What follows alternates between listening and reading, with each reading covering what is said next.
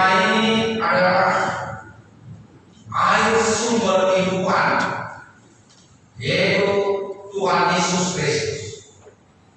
Kenapa harus disebutkan air sebagai sumber hidup?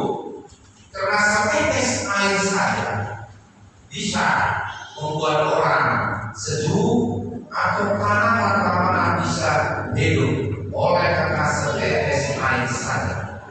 Nah, jadi air sangat diperlukan untuk seluruh kehidupan kita Tuhan, termasuk untuk kehidupan manusia.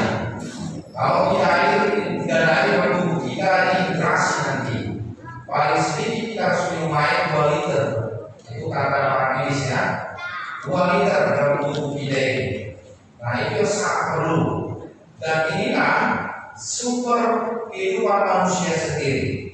Jadi jangan membuang-buang air dengan cuma-cuma. Kalau anak gadis mencuci kain pakai mesin cuci, lihat dan dibuang airnya banyak-banyak. Nah, kemudian ibu-ibu yang masak mencuci piring, jangan buang air begitu banyak dari bibir itu, dari kan itu. Nah, itu sangat berharga sekali. Ya. Nah, ini pada masa perjalanan sebenarnya. Perjalanan bangsa Israel. Kita bilangan ini mengatakan bilangan-bilangan bangsa Israel sampai keturunan. Kemudian bagaimana mereka dalam perjalanan keluar dari Mesir menuju tanah perjanjian Yerusalem itu. Nah, ada beberapa hal yang mereka alami, yaitu begitu banyak kesulitan, bahkan penderitaan selama 40 tahun lamanya. Mereka berjalan mengelilingi kota-kota yang untuk sampai ke negeri yang dijanjikan oleh Allah sendiri. Itu pertama. Yang kedua, saudara terkasih, perjalanan itu sangat-sangat melelahkan bagi bangsa Israel ini. Banyak peristiwa yang terjadi. Yang pertama, kalau kita lihat yang non-Kristen pakai jilbab atau pakai cadar, itu pertama sekali dalam kitab Taurat, dalam kitab Bilangan, semua itu ada. Kenapa?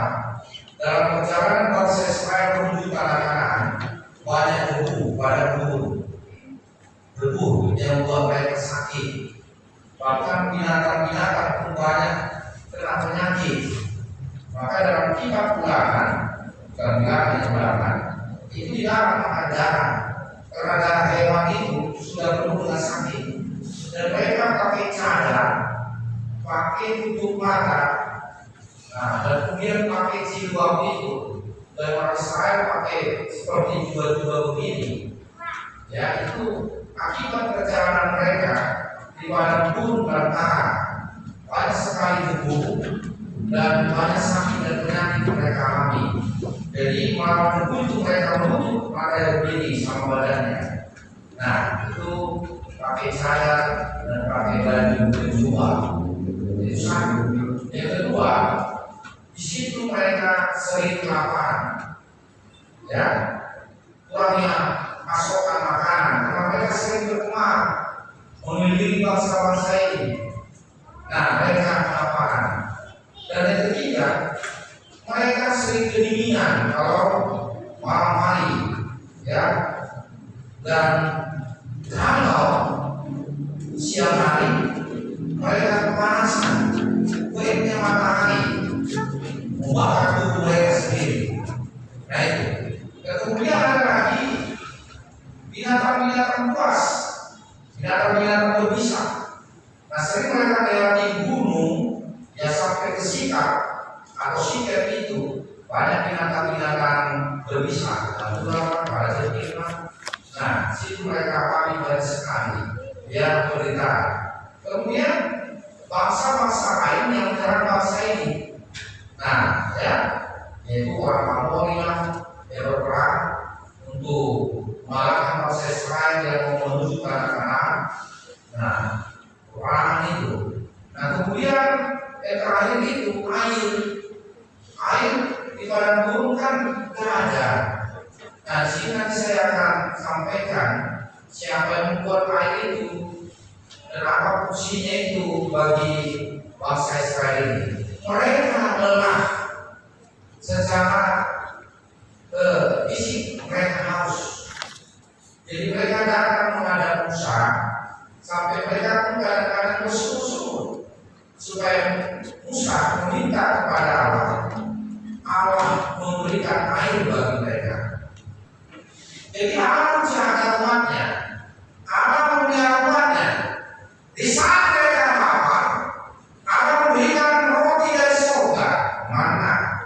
Tetapi tidak boleh rakus, cukup malam hari itu aja. Besoknya Tuhan Allah lagi, seperti tepung di tanah ini, warna putih. Tapi karena ratusan bangsa kita itu tidak makan, mereka menyimpan mana itu bermalam, akhirnya musuh. Tuhan katakan jangan simpan, cukup aja kok akan pada saat ini. Nanti musuh benar musuh. Nah, jadi kalau ada kita, mama kita ingatkan itu bahwa pesta, kalau daging jangan taruh di tasnya pasti. Nanti itu aja musuh kita segitu, ya. Nah, dulu orang kata pakai kantong, di kantong itu bisa aman, tapi kalau udah seminggu bisa musuh. Ya itu, jadi ingatkan itu. Nah, ketiga, kalau mereka perlu nutrisi lagi, ada yang memberikan. Tuhan berikan burung dari surga, itu burung puyuh berapa uang. Bahkan ke tengah bangsa Israel yang ribuan orang itu. Nah itu mereka makan. Nah kalau mereka ada keinginan, saya katakan tadi, Allah buat apa? Dia nabi, supaya mereka jangan keinginan. Nah, kalau di Eropa itu ada Asia yang mengeluarkan panas gitu.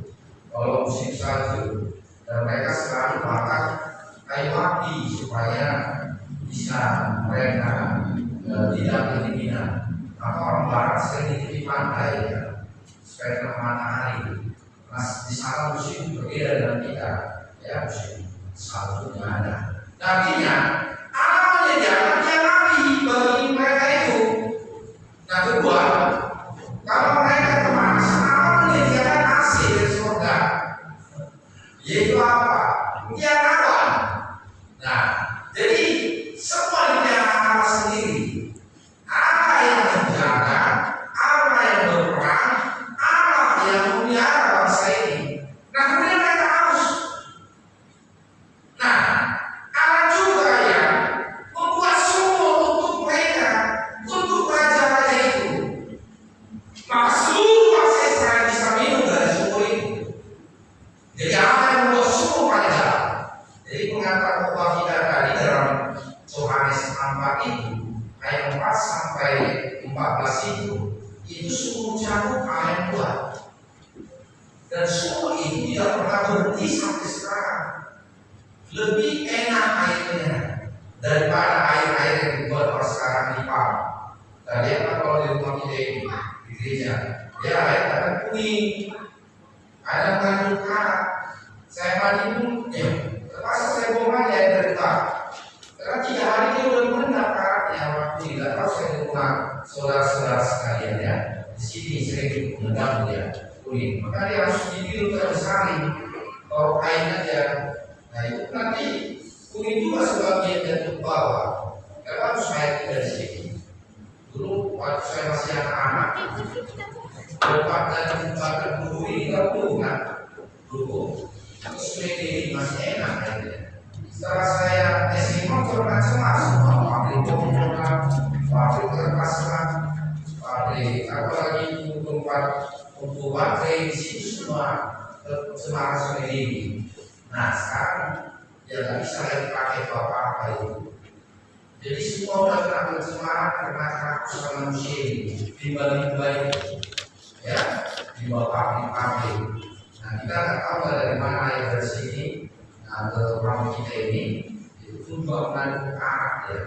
Karena kalau dicuci di sana mengandung kapur, berarti dia enak mandinya. Nah, ya, lebih enak dulu waktu saya kuliah di Shanghai. Itu ada di dekat rumah mertua saya itu ada mual Soal ini air keluar dari batu. Air dari batu. Dan ada air teknik itu bukan kali. Itu di Wallawi, maka nama kota itu disebut Wallawi desa itu. Ya, karena ada mengalir dari bawah tanah, ada batu, dan ini rasanya tahu minyak aja. Nah itu, arah yang berbeda. Nah, sekitar 100 meter lagi. Mereka manusia mandi di situ sering, dan mengambil air sering dari situ. Karena enak, sampai sekarang masih ada tempat itu. Nah, enak airnya. Nah, ini semua kehidupan itu ada air. Maka Yesus pada saat dia melewati Yahweh. Nah, sebenarnya tak boleh orang Israel melewati daerah itu. Kenapa? Moab ini tempat orang-orang pemuja Allah. Nah, dan sumur itu di situ, sumur Yakub, dan orang-orang pemuja Allah di situ, orang berdosa, mengambil air dari situ, termasuk juga orang Samaria itu, perempuan Samaria. Bandingkan apakah disebut berdosa apa? Perempuan Samaria dalam menata perbuatan 5 suaminya. Jadi jangan ada 5 suaminya ya. Oh, berkali 5 suaminya. Gak jelas ini perempuan Samaria. Tapi Yesus mau merobohkan tembok pemisah antara semua bangsa. Sama-sama dikasih Tuhan. Berdosa pun dikasih Tuhan. Orang Samaria pun dikasih Tuhan. Nah di situ ada dialog antara perempuan Samaria dengan Yesus. Aku haus, berikan aku air. Dan perempuan ini tidak layak engkau minta air daripada aku karena engkau orang Yahudi. Karena orang Yahudi untuk berbicara kepada orang Samaria dilarang oleh bangsa mereka. Berbicara terus apa dilarang? Jangan. Tapi apa kata Yesus? Berikanlah aku air. Nah, dan perempuan itu mengatakan kepada Tuhan Yesus, ya, timbang tidak ada padamu. Bagaimana aku bisa berikan air kepadamu? Karena sumur ini dalam sekali. Apa kata Yesus lagi? Engkau tidak tahu siapa temanmu berbicara. Ya, akulah Mesias Kristus yang kau katakan tadi. Dan akulah sumber air kehidupan. Dan jika kau minta kepadaku, kau tidak akan haus lagi. Tidak akan dahaga lagi sampai selama-lamanya.